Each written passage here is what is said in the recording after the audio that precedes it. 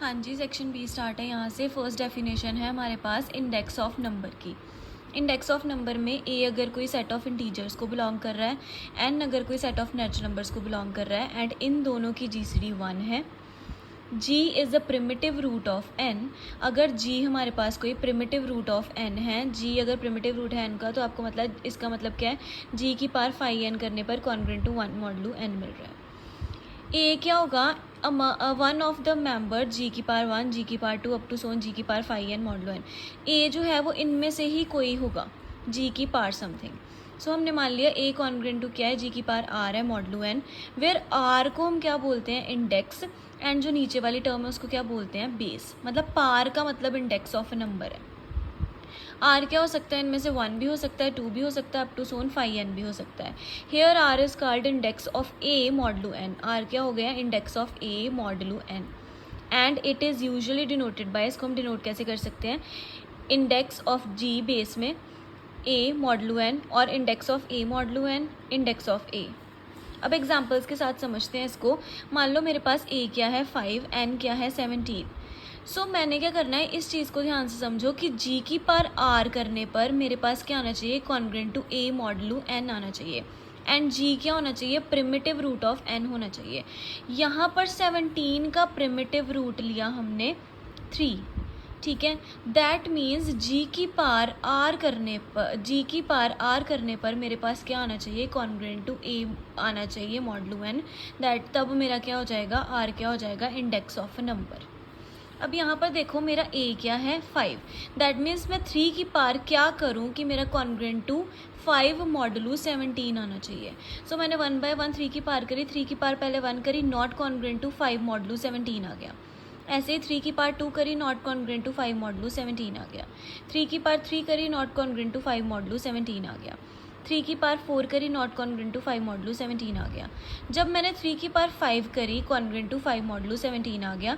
That means या इस चीज़ के लिए मेरी ये वाली चीज़ सेटिस्फाई हो गई कि जी की पावर आर करने पर congruent to A modulo n आ गया, एंड जी क्या है, प्रिमिटिव रूट ऑफ एन है, एंड ए क्या है, ए तो आपको ऑलरेडी गिवन था यहाँ पर। जी प्रिमिटिव रूट ऑफ एन था, मतलब प्रिमिटिव रूट ऑफ 17 हमारा 3 था, उसकी पावर मैंने रेज करी, एंड क्या आना चाहिए था, congruent to a. Congruent to a मतलब कॉन्ग्रुएंट टू 5 मॉडुलो 17 आना चाहिए था, वो मेरा आया 3 की पावर 5 रेज करने पर। That means index of 5, index of a लिखा है ना हमने यहाँ पे, ए की वैल्यू क्या है मेरे पास 5, index of A modulo N कितना आ गया, 5 आ गया। That means index of 5 modulo 17 कितना आ गया, 5 आ गया। 5 क्यों आया, बिकॉज आर हमारा क्या आ गया 5। उसके बाद एक और एग्जांपल लेके समझते हैं। ए अब 9 है एंड एन हमारा क्या है 19। सो यहाँ पर 3 हमने प्रिमिटिव रूट लिया था 17 का, यहाँ पे क्या है 2 is the primitive root of 19। अब ये प्रिमिटिव रूट आपको फाइंड करना आता है, 2 is the primitive root of 19 है। पहले मैंने 2 की पावर 1 रेज करी, अब क्या होना चाहिए, फिर से जी की पावर आर रेज करने पर congruent to A modulo N आना चाहिए, एंड जी क्या है यहाँ पे हमारा 2 है, ए क्या है हमारा यहाँ पे 9 है, एंड एन क्या है 19। 2 की पावर मैं क्या रेज करूँ, कॉन्ग्रुएंट टू 9 मॉडुलो 19 आए। पहले 2 की पावर 1 रेज करी, नहीं आया, 2 रेज करी, नहीं, 3 4 5 6 7 8 रेज करने पर मेरे पास आया congruent to 9 modulo 19। That means index of A modulo N, that means index of 9 modulo 19 कितना आ गया मेरे पास 8। उसके बाद इसकी कुछ प्रॉपर्टीज़ हैं इंडिसेस की। फर्स्ट प्रॉपर्टी है कि अगर मेरे पास अल्फ़ा एंड बीटा 2 इंडिसेस हैं ए मॉडुलो एन के, ए मॉडुलो एन के मेरे पास 2 इंडिसेस हैं, मतलब ये दोनों क्या है, index of A modulo n है। अल्फ़ा भी index of A modulo n है एंड बीटा भी index of A modulo n है। देन क्या होगा, a congruent to b modulo phi n होगा, मतलब ये दोनों क्या होंगे, एक दूसरे के कॉन्ग्रुएंट होंगे modulo phi n. Second property है index of A modulo n अगर index of b modulo n के इक्वल है, तो ये दोनों कब इक्वल हो सकते हैं, if and only if a congruent to b modulo n हो। अगर ये दोनों नंबर्स भी आपस में कॉन्ग्रुएंट मॉडुलो एन है, तभी इंडेक्स इनके क्या हो सकते हैं, इक्वल। थर्ड प्रॉपर्टी है if alpha is a index of A modulo N and beta congruent to alpha modulo phi. Alpha अगर इंडेक्स है ए मॉडुलो एन का और बीटा अल्फा के कॉन्ग्रुएंट है, तो बीटा भी क्या होगा, index of A modulo N होगा। अगर ये दोनों मल्टीप्लिकेशन में आ रहे हैं तो हम इनको अलग अलग कैसे करके लिख सकते हैं, index of A plus index of B. एक और प्रॉपर्टी कि अगर ए की पावर कुछ आ रही है तो पावर क्या आ जाएगी, बाहर आ जाएगी, अंदर क्या आ जाएगा, index of A modulo N. अगर n ग्रेटर देन 2 है then index of -1 modulo n is equals to half phi n, ठीक है। और अगर इंडेक्स ऑफ 1 मॉडलू n करेंगे तो वो क्या आएगा, फाई n आएगा। सम थ्योरम्स है ऑन इंडिसेस। थ्योरम 1 क्या है, let n be the positive integer possessing a primitive root then a and n की जीसीडी 1 गिवन है, देन द कॉन्ग्रेंस दिस, ये कॉन्ग्रेंस हमें गिवन है, हैज़ अ सोल्यूशन। हमने प्रूव करना है कि इस कॉन्ग्रेंस का सोल्यूशन कब होगा, इफ़ एंड ओनली इफ जब d डिवाइड करेगा इंडेक्स ऑफ a को, एंड d किसके इक्वल है हमारे पास, k और फाई n। d किसकी जीसीडी है, k और फाई n की, k और फाई n की जीसीडी है d। अब हमारे पास कॉन्ग्रेंस ये गिवन है, हमने क्या करा, दोनों साइड पे इंडिसेस ले ली, इधर भी इंडिसेस इधर भी इंडेक्स, इंडेक्स बोल लो या इंडिसेस बोलो, इधर भी इंडिसेस इधर भी इंडिसेस। अब यहाँ पर प्रॉपर्टी लग रही है प्रॉपर्टी 5। प्रॉपर्टी 5 क्या थी कि जब ए की पार समथिंग आती है तो पार क्या आ जाती है, बाहर आ जाती है, अंदर आके आ जाता है index of A modulo N. यहाँ पर भी x की पार थी कि पार बाहर आ गई, अंदर क्या बचा, index of x।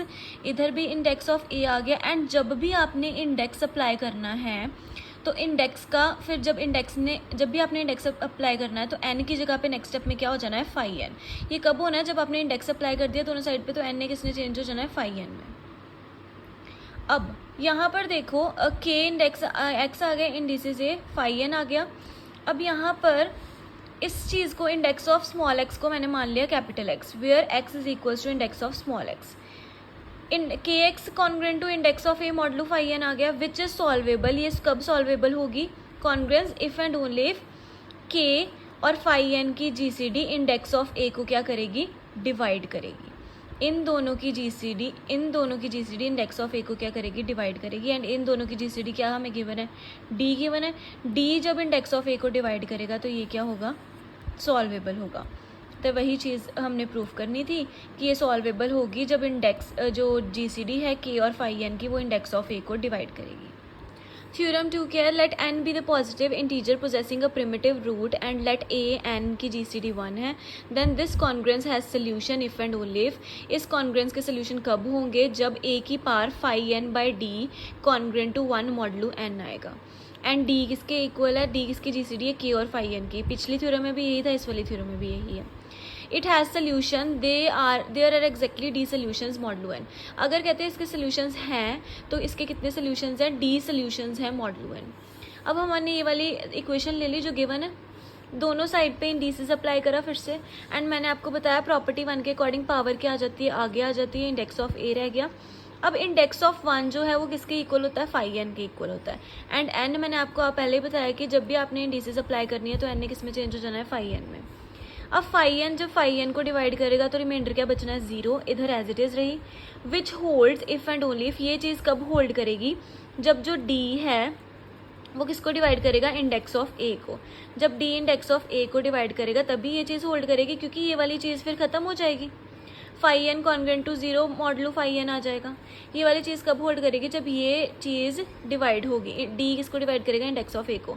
If and only if इसी अगर ये वाली चीज़ होगी तभी इस वाली कॉन्ग्रेंस के क्या होंगे, सॉल्यूशन होंगे। उसके बाद एक एग्जाम्पल है, सॉल्व करना x cube congruent to 4 modulo 13। Compare करनी है कॉन्ग्रेंस, जो हमने अभी थ्योरम्स में कॉन्ग्रेंस ली, एक्स की power a congruent to a modulo p. अब यहाँ पे पी आपको पता है, इनको कंपेयर करोगे तो पी आपके पास 13 है, ए आपके पास 4 है, एंड के आपके पास 3 है।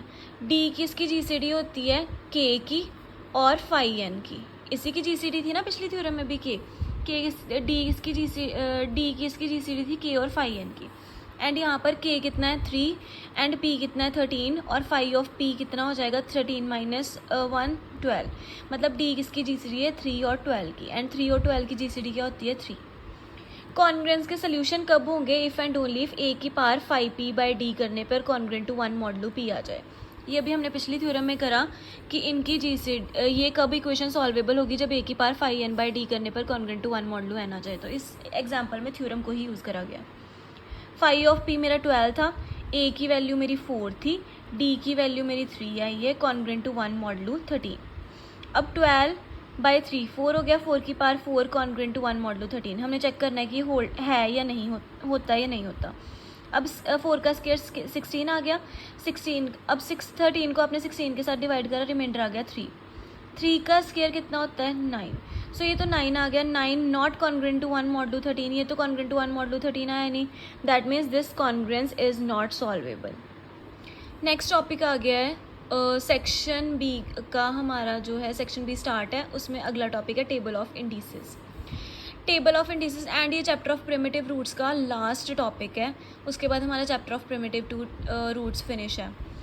टेबल ऑफ इंडिसेस, इसमें देखो जी एक प्रिमिटिव रूट है इनका, वही इंडिसेस वाली डेफिनेशन है। जी की पावर के करने पर congruent to a modulo N मिल रहा है। इंडेक्स ऑफ ए आपको पता है क्या होता है, फिर पावर होती है। अब फर्स्ट एग्जांपल है कि कंस्ट्रक्ट करो इंडेक्स टेबल मॉडलू 11 के लिए। पहले हमने क्या फाइंड कर देना है, 511 क्या होगा 10। अब we have to find primitive root of 11। पहले हमने क्या फाइंड करना है, प्रिमिटिव रूट ऑफ 11। अब आपको प्रिमिटिव रूट का मतलब पता है कि ए कौन सा ए आए जिसकी पावर 511 करने पर मेरे पास क्या है, कॉन्ग्रेंट टू 1 मॉडलू 11।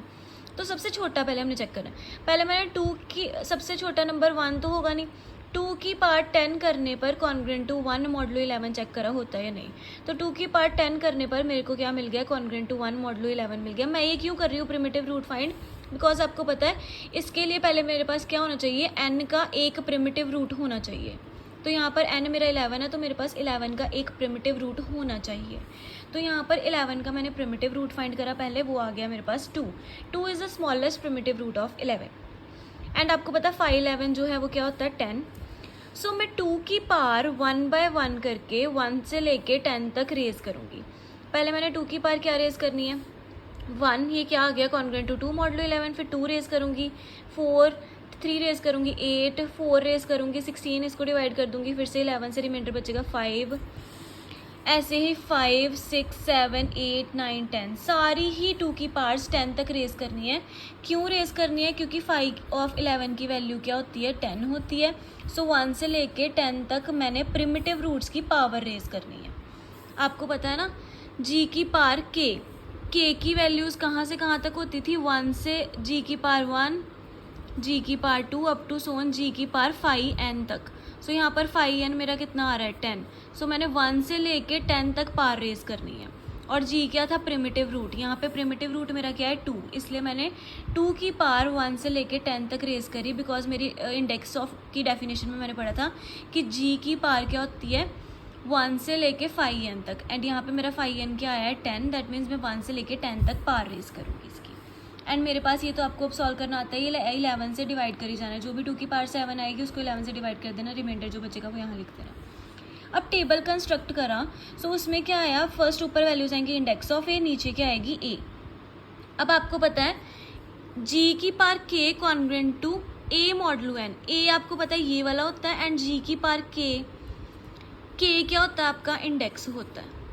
अब जो भी आपने पावर्स रेज करी हैं 1 2 3 4, इसके अकॉर्डिंग पावर ही आपकी इंडेक्स होती है, वो मैंने आपको पहले बताया। जो भी पावर होगी वो आपका क्या होगी, इंडेक्स। तो इंडेक्स वाली रो में आपने जो भी पावर रेज करी है 1 से लेके 10 तक वो लिख देनी है। ए वाले कॉलम में क्या आएगा, जो जिसके भी आपके जी की पावर के कॉन्ग्रेंट टू आई है वो आपका ए होगा। जैसे 2 की पावर 1 कॉन्ग्रेंट टू 2 आया, फिर 2 के लिए 4 आया, 3 के लिए 8 आया, 4 के लिए 5 आया। ऐसे ही आपने यहाँ पे लिख देना, 1 के लिए 2 आया था, 2 के लिए 4 आया था, 3 के लिए 8 आया था, 4 के लिए 5 आया था, 5 के लिए कितना ए आया है 10 आया है। ऐसे ही 6 पावर रेज करने पे कितना आया 9, 7 पावर रेज करने पे कितना आया 7, 8 पावर रेज करने पे कितना आया 3, 9 पावर रेज करने पे कितना आया 6, 10 पावर रेज करने पे कितना आया 1। सो यहाँ पर आएंगी आपकी ऊपर पावर्स, एंड नीचे वाले में आएगी जिसके भी आपके जी की पावर के जिसके भी आपके कॉन्ग्रेंट आ रही है, मतलब जिसके भी आपके कॉन्ग्रेंट आ रही है वो आपके क्या होंगे सारे ए, मतलब ये वाली सारी वैल्यूज़ आपकी क्या है ए, बिकॉज इसमें आपको मैंने बताया ये वाला आपका ए है। एंड जो भी आप प्रिमिटिव रूट की पावर्स करोगे वो आपका क्या है, इंडेक्स ऑफ ए।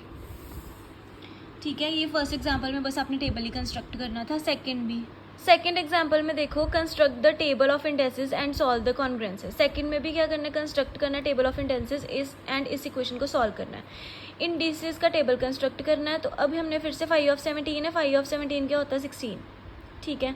सो मैंने पहले, मेरा काम क्या होना है, पहले 17 का प्रिमिटिव रूट फाइंड करना, बिकॉज अगेन जी की power k congruent to a modulo n होता है। फर्स्ट काम क्या होता है, g फाइंड करना, एंड g क्या होता है, प्रिमिटिव रूट ऑफ n।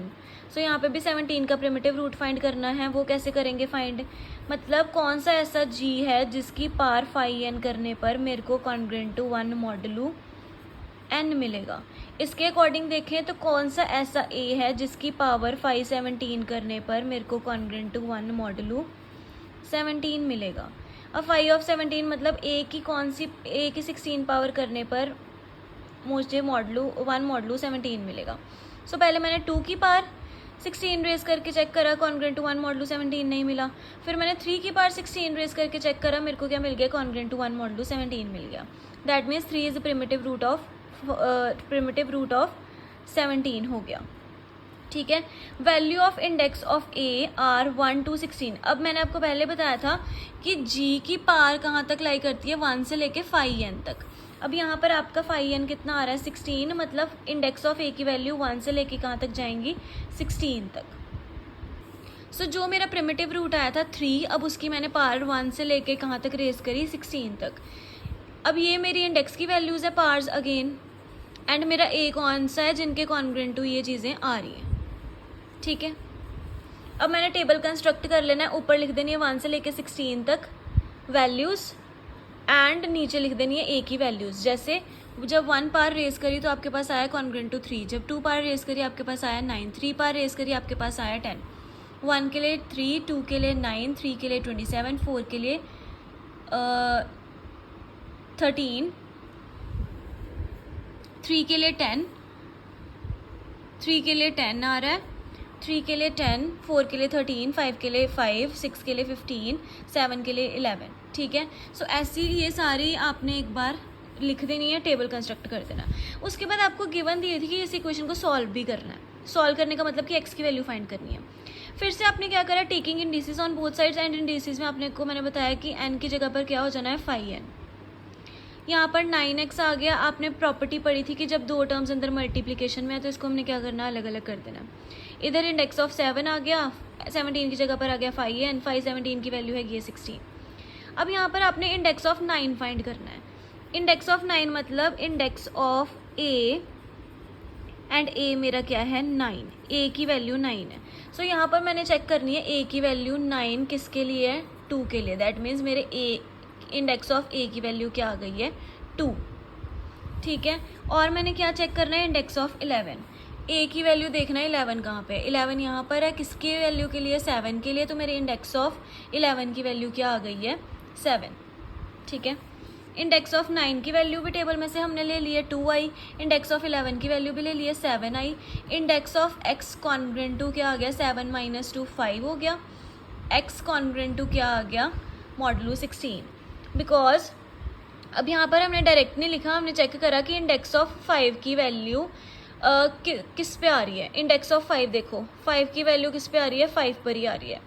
तो यहाँ पर इंडेक्स ऑफ 5 की वैल्यू क्या आ गई, 5। सो x की वैल्यू क्या आ गई, 5। सॉल्व करनी थी कॉन्ग्रुएंस, सॉल्व करने का मतलब x की वैल्यू फाइंड करनी थी, वो हमने फाइंड कर ली है। मतलब अगर आपको सॉल्व करना आता है या फिर कंस्ट्रक्ट द इंडेक्स टेबल आता है, आपने ऐसे ही एग्जाम्पल्स करनी है सारी।